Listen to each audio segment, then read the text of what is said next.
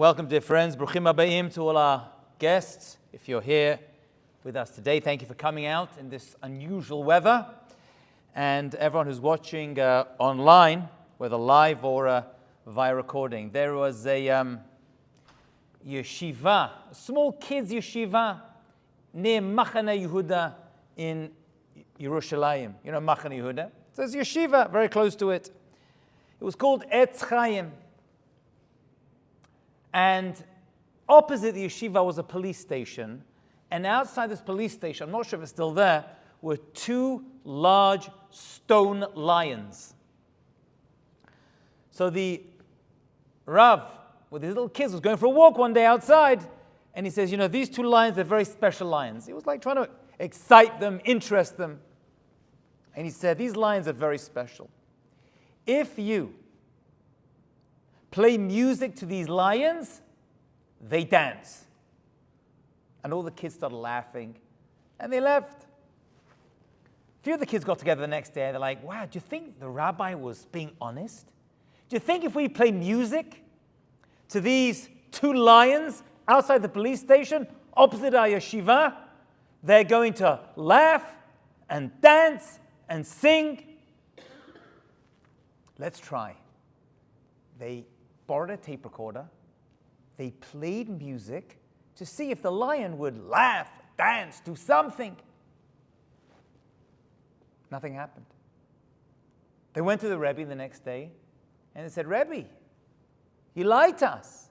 You said that if the lions hear music, they laugh and they dance. But nothing happened.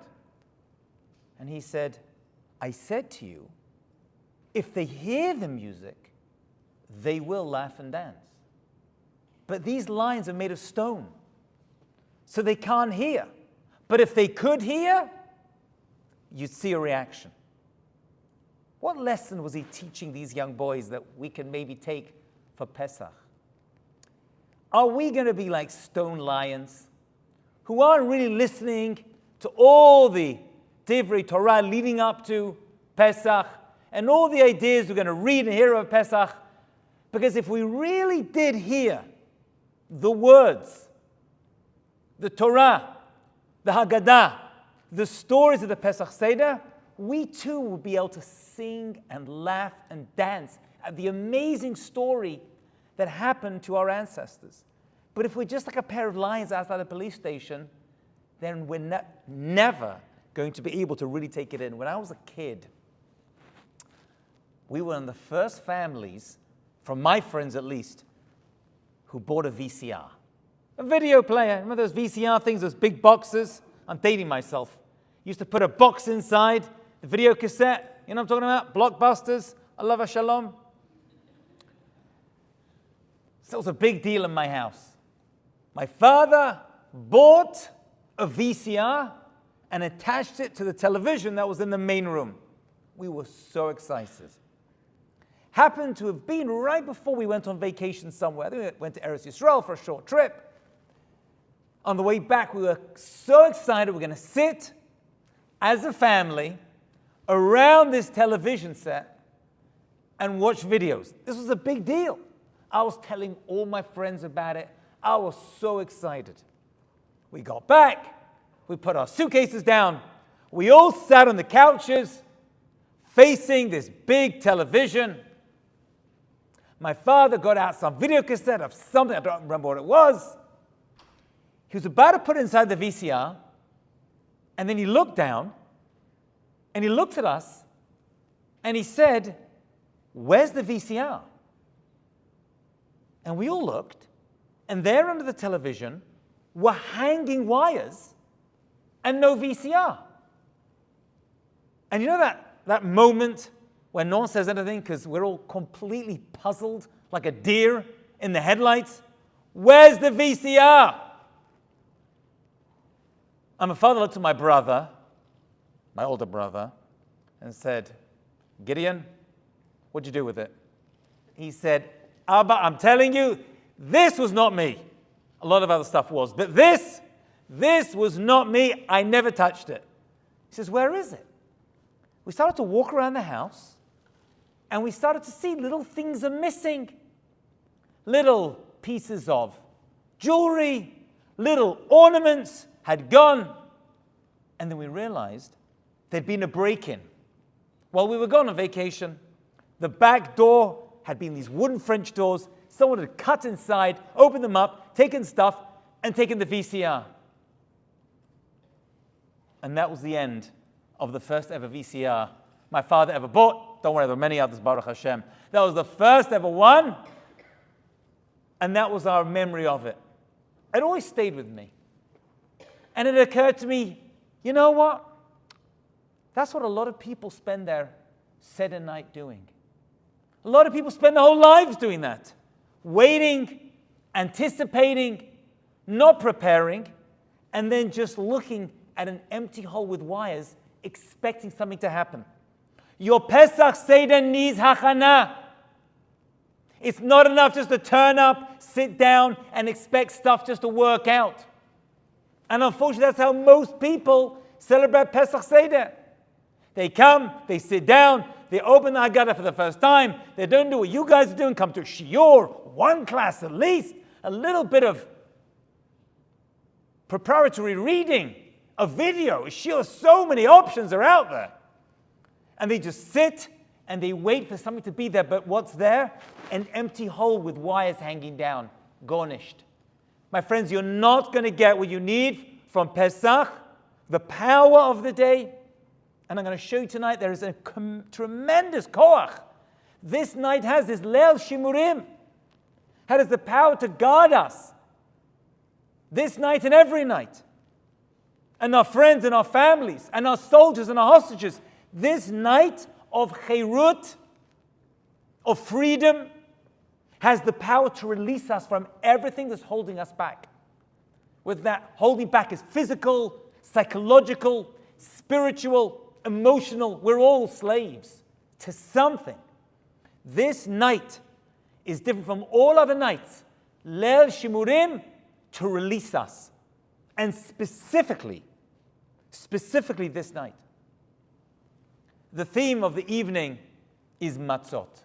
Matzah. Matzah is the food that is going to represent everything we need to know about Pesach, about Leil Shimurim, and all the days that follow it. So we know the Jewish people ate matzah while they were in Egypt. It was a very easy food to make, to prepare, and to eat. It was slave food. Quick, doesn't rise. The Jewish people were avadim. So this food of matzah is going to represent avdut, slavery, hard work, no frills, no salt, nothing else goes with it. It's plain, it's bland, it's not tasty. The same food, however, at the end of the Pesach Seder, when we eat the afikomen, also represents the Korban Pesach that we ate. We ate as we're about to leave Mitzrayim, which is a time of Geula, redemption. So the same food that we start the Pesach Seder with, and by the way, eating the matzah is one of two Torah mitzvot we have at the Pesach Seder. The other mitzvot are the Rabbanan, or rabbinic, or minhagim customs. And I'm not putting it down. The 4 cups of wine, the maror, are the Rabbanan at this point of history. But the matzah is doraita. It's from the Torah. So that Torah mitzvah that you start eating at the beginning of the Pesach Seder is purely a food of aniyim, poor people, of avdut, of slavery. But at the end of the Pesach Seder, the same food becomes a food of redemption. The sweet, tasting, delicious food of freedom. How can it be? How could one object, in a matter of hours, become the food that represents the lowest point that a Jew can be in? Trapped, hostage, slave, held against his or her will. And a few hours later, it becomes the most delicious, sweet food that represents the greatest mitzvah and the redemption from all of that. freedom, the greatest gift given to mankind, chirut. There must be a transitional point. What is the transition from Matzah A to Matzah B? Let's have a look at it. Let's go a little bit deeper. And I'm sure there's many answers to this question. I'm going to give you one tonight.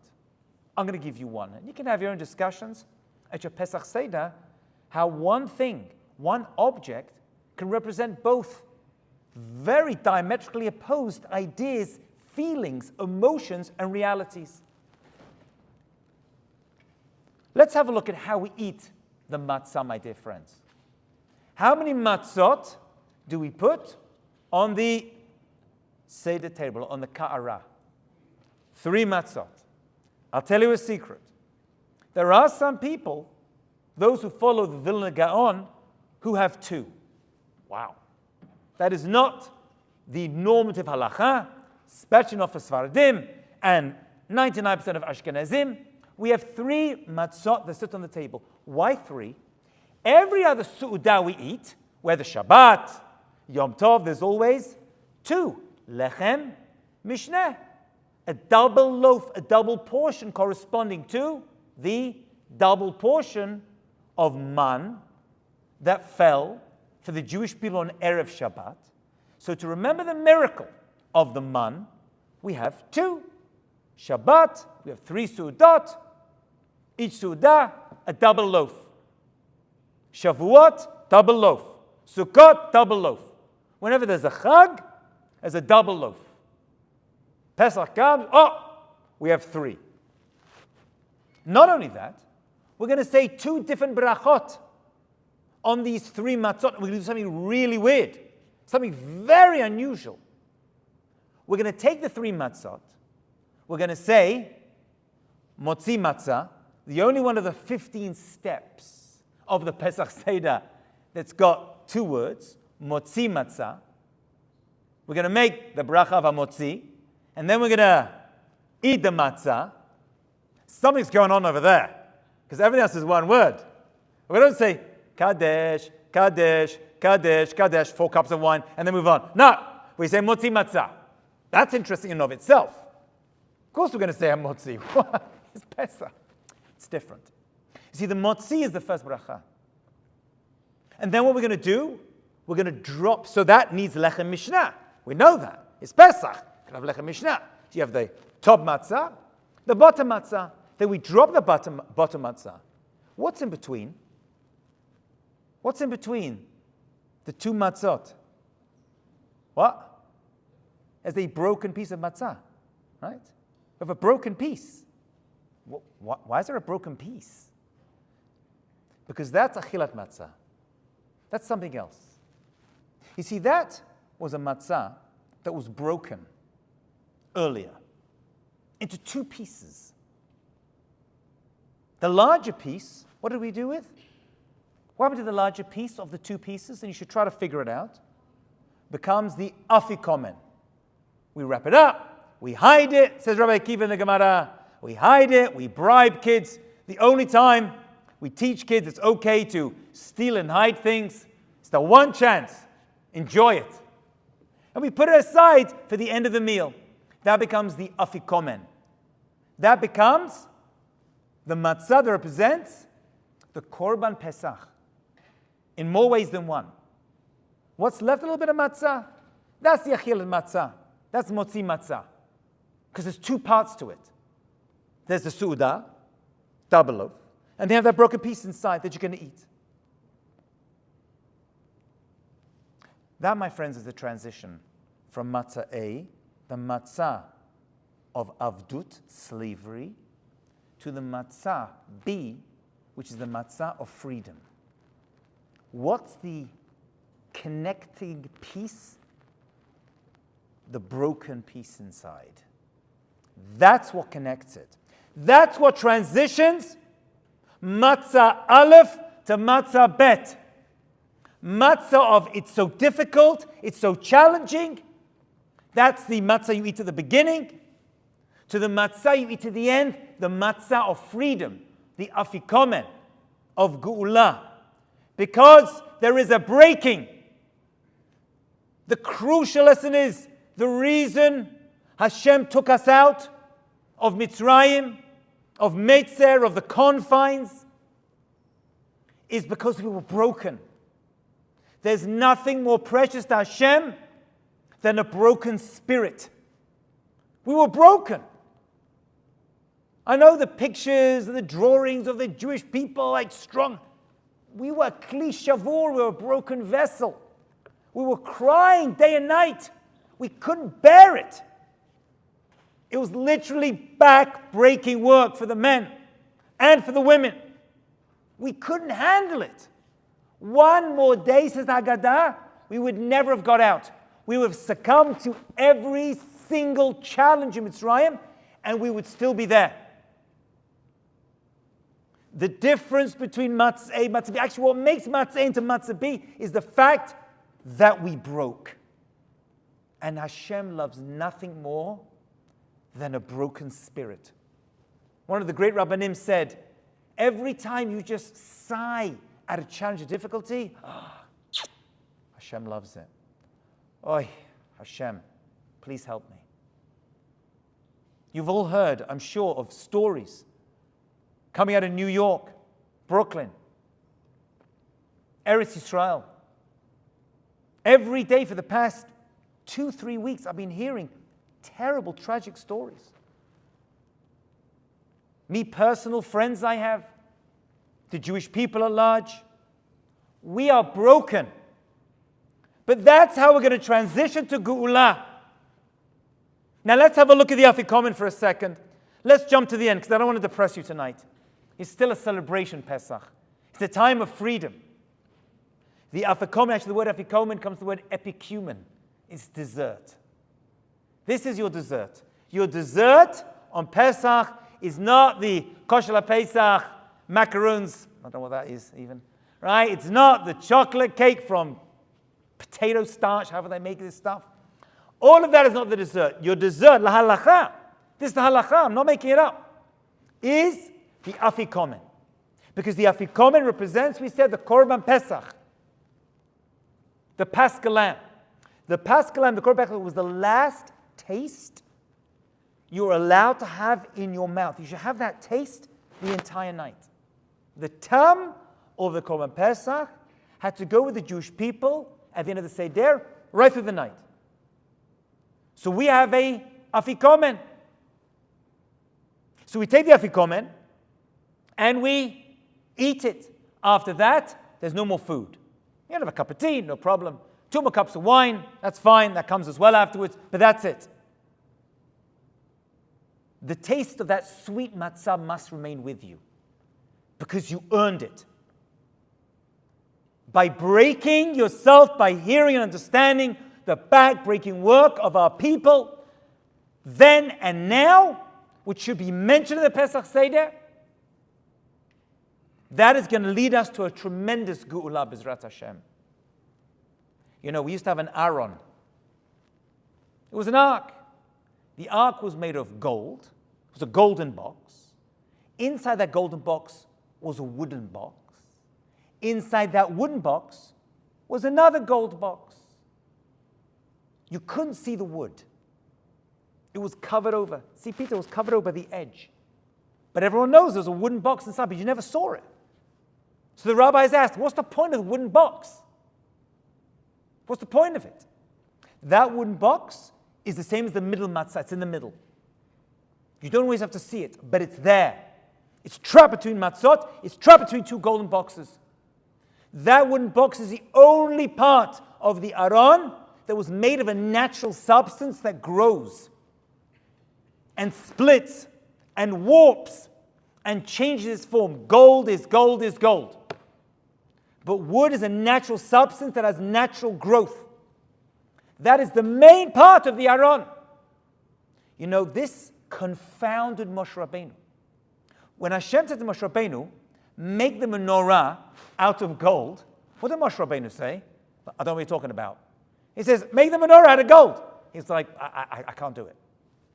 Really? You can't? You're Moshe Rabbeinu. You don't know how to make a menorah? Look at the Torah. Get your art scroll. And there's a little diagram over there. Just copy that. Just cut and paste. What was Moshe Rabbeinu saying?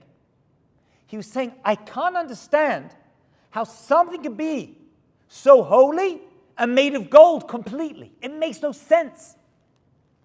Where's the growth potential inside it? The wood, I understand. When wood is inside it, there's got to be an element. But here, so Hashem says, you're absolutely right, you're not going to get it. He said, throw the gold into the fire, and boop, out came the menorah totally made.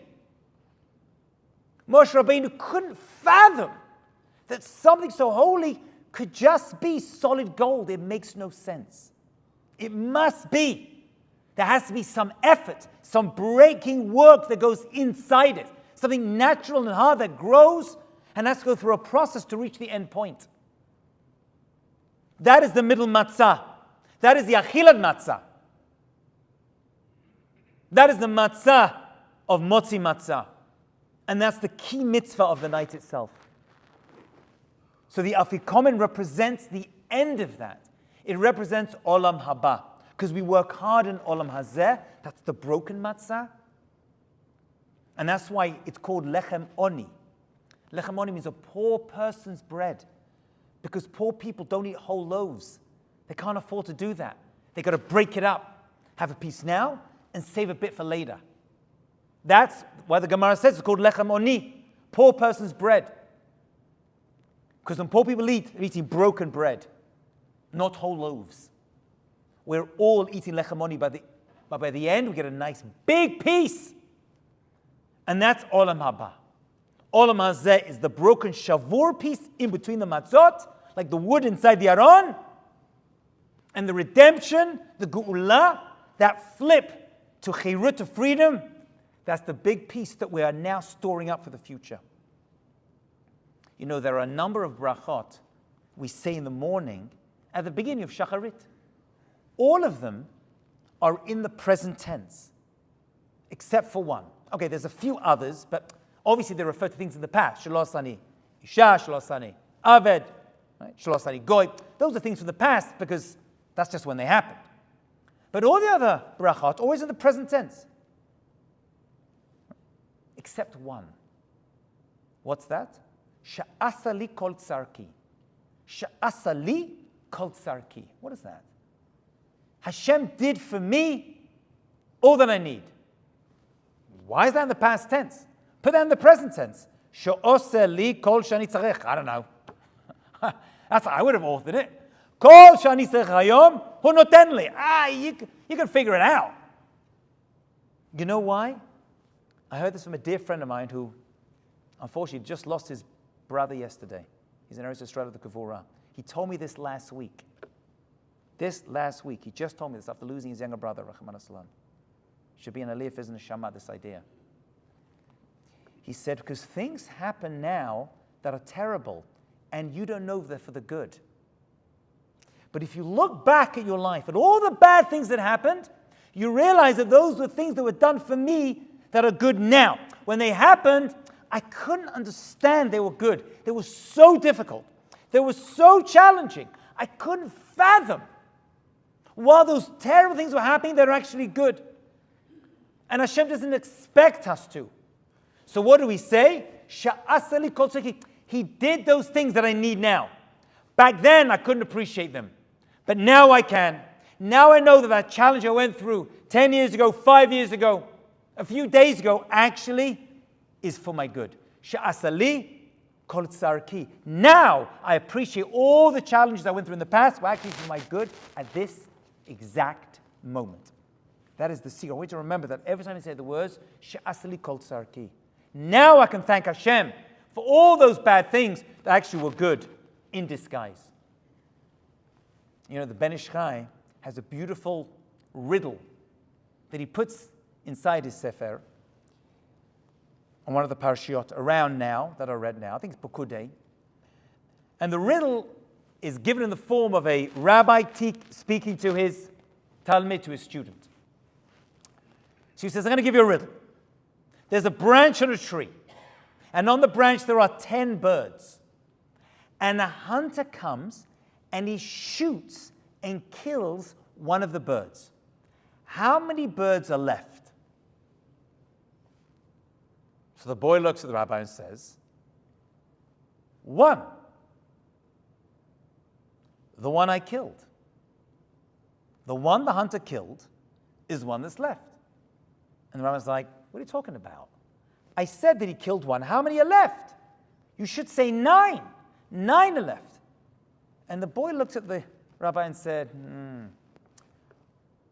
When you kill the one bird, the other 9 obviously got frightened and they all flew away. So all you're left with is 1. And the rabbi said, beautiful answer. And that is the secret to life.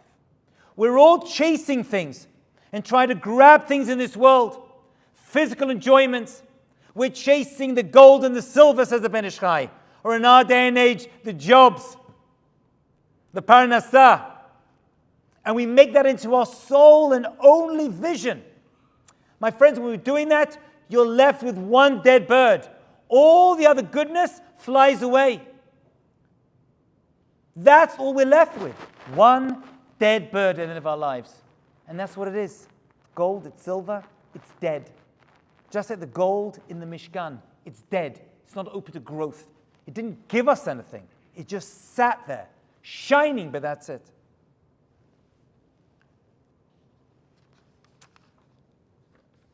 There's a fabulous story in the Gemara, which I love very, very much, about a guy called Nicanor. Nicanor was his name. Nicanor bought beautiful gates that he bought in Alexandria in Egypt, that he shipped to the land of Israel to be put into the Bet HaMikdash. While they were on the boat, and he's transporting these massive copper gates, he's schlepping them, there was a storm, and the ship started to sink. So they needed to jettison from the ship as much of the heavy things they could. One of the first things they grabbed was one of the gates of Nicanor, this guy. And they flung it off the ship. The storm didn't abate. They were about to grab the second door of Nicanor, and he jumped on it, says the Gemara, and he grabbed it with all of his might. And he said, if you throw this gate off, you're going to have to throw in Nicanor as well. As soon as he said those words to the Gemara, the storm stopped. The Gemara continues that they arrived in Eretz Yisrael, they looked overboard, and the other gate of Nicanor had somehow latched onto the bottom of the ship and had arrived safely. Those 2 gates were brought into the Bet HaMikdash. They were established, and they were called, the gate is called the Nicanor Gate, right? Very famous gate into the Bet HaMikdash. And actually, when they redid the gates and made them of a more precious metal, they say, by these gates shone like the sun. Beautiful gates. However, when they would change all the other gates because of wear and tear or beauty, they kept those gates to remember the great miracle of Nicanor on the ship. I've always wondered about this story. What's the obvious question in the story of Nicanor and his expensive gates? 1 gate is gone. It's gone. It ain't coming back. As far as Nicanor knew, he couldn't rely upon a miracle. So, what does he think he's doing by holding on to the second gate, thinking that something's going to happen? What's going on over here? And why are these gates so special? I'm sure there's lots of precious gifts that were brought to the Beit HaMikdash. That these ones, these are not just copper. These are the gates of Nicanor. I think it's related to our topic tonight, which is why I'm going to plug it in. My friends, Nicanor was saying, even if you think you're not going to get the results you want, you've got to grab and hold on to what you can. Yeshua Hashem Kerafayan.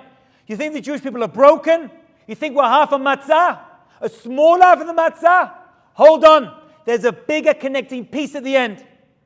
Nicanor's 2 gates met up. Those 2 matzah are going to meet up as well. The broken matzah is going to meet up with the shalem matzah at the end. Nicanor knew He knew that each gate was precious.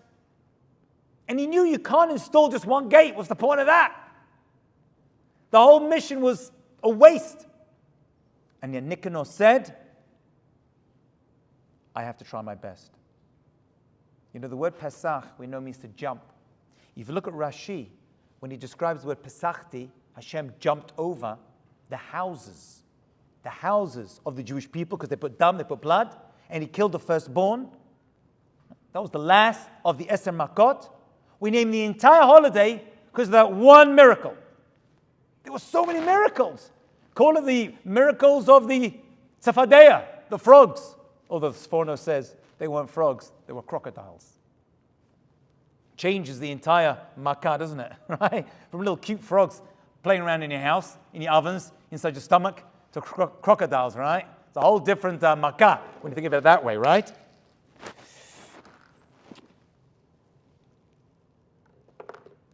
However, Rashi goes on to say that the word Pesach means something much, much more and much more important. You see, the word Pesach, he says, comes from the word dilug. Dilug means to skip. And the rabbis say, Hashem didn't just Pesach, he skipped over. He jumped in joy when he saw the Jewish people had blood in their homes. He knew they were suffering and they had succumbed to the worst events in Mitzrayim. And Hashem says, I love that. And he Pesach, he was medaleg, he jumped over. Pesach is a lashon, is a language of absolute joy and excitement. In English, we say the thing, I'm skipping. Right? If you say you're skipping, it means you're jumping over something, but it means I'm skipping in joy. That's how happy Hashem was when he saw us being challenged in Mitzrayim, that we still had emunah, still listened to his command, and still willing to put blood on our mezuzot. Today we don't put blood, we put the actual mezuzot on our door because we have a Torah. We know how to fulfill that. Hashem feels the same joy in 2025 when we identify publicly and put the mezuzot, actual literal mezuzot, on our homes, knowing full well that we could become under attack, when we show our Jewish pride publicly and let the world know that we are proud Jews today. Although we're suffering at the same time, Hashem is jumping over us, God willing to punish our enemies, but he's jumping with great joy. Pesachti. That's the key. Actually, Hashem also jumped over because we were meant to be in Egypt for 400 years. We left after 210 years. That leaves a skipping of 190. So Hashem skipped over 190 to take us out after 210 when it should have been 400. The numerical value of 190 is Ketz, the end. It's going to lead us to the end result, the Afikomen, the coming of Mashiach, when all of these challenges that we're going through today, mamash today, and this week, and the past 2 years, and for 2,000 years, 3,000 years, we're going to eventually see, and we're going to get to eat the Afikomen of history, look back at everything and be like, now I get it. Sha'asali kol tzarki. Have a wonderful, sweet, redeeming Pesach.